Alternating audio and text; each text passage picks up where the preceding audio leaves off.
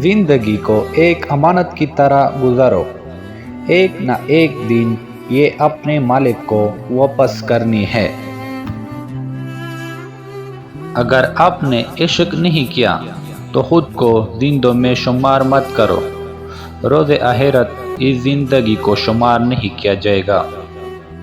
इंसान के अफकार उसकी ज़िंदगी के अंदाज को मुतयन करते हैं। अल्लाह ताला फरमाता है कि मैं एक छुपा हुआ खजाना था, मैंने चाहा कि मैं पहचाना जाऊँ।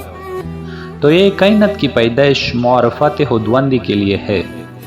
उसने मट्टी से इतलाश पूश बादशाह बना दिया, यानी अपना मसहर खलीफा बना दिया।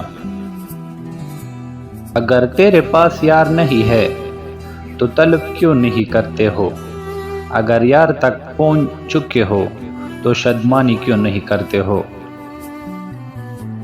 खबरदार, रोना तो खुद औरत का जाल है। खुद को ज़ात वाहिद में गुम कर देना ही तौहीद है। सफ़र की बदौलत एक गुलाम बादशाह बन जाता है। चांद भी अगर सफ़र ना करता तो इतना हसीन ना होता। तारीफ चूंकि मिट्टी लगती है इसलिए अच्छी लगती है। बुराई कड़वी होती है, बुरी लगती है। हलवा खाने में मज़ेदार होता है, लेकिन शुक्र की तासीर की वजह से पूड़े भी निकलते हैं। जो शख्स खुशगवार जिंदगी बसर करता है और तलख मौत मरता है।